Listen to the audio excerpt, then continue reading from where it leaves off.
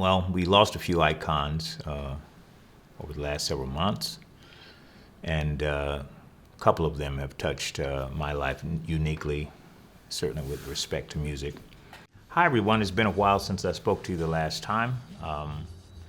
Certainly not in this format. This is a new format, by the way. And I like the notion of doing storytelling because that's going to be a good part of the music. At least half or 2/3 of the process of being an artist, the journey of working toward building your career is the story that brought you to the stage. This is a good opportunity to share with you a bit of who I am and the process of what I do, the story behind the music, to use a cliche.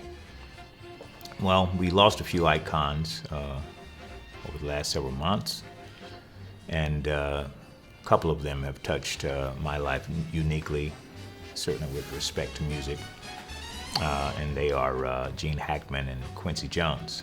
Quincy, during my LA years, it was that time when we met. I was doing a private event for a friend of Quincy, and he showed up, of course, and he made me very nervous because he was watching me perform for about a good 15-20 minutes. Felt like an eternity, as you imagine.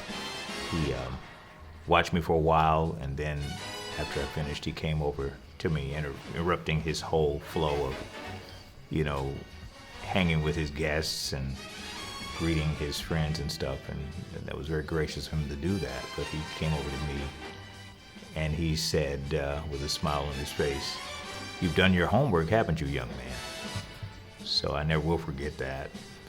And at one point, someone there, I think it was Stallone's, has a brother who's an actor, and the manager of Frank Stallone, that's his name.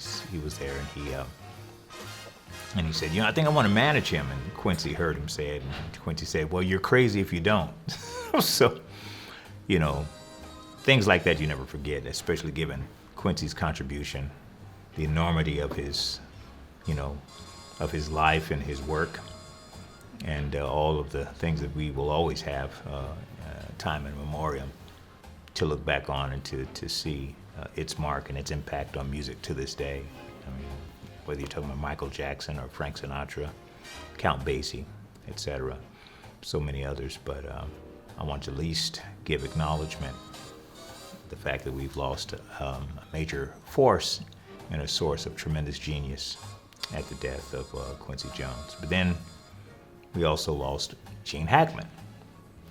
Gene Hackman and I met in the Caribbean when I was still living in Puerto Rico, and I was performing at the Parrot Club. It's a restaurant venue there in Old San Juan, and he came in. I knew they were filming there, according to the news reports, but didn't expect to meet him.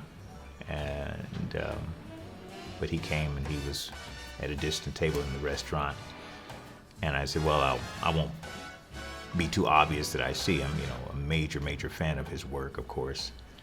He sent a waitress to tell me that he wanted me to come to the table, which I did.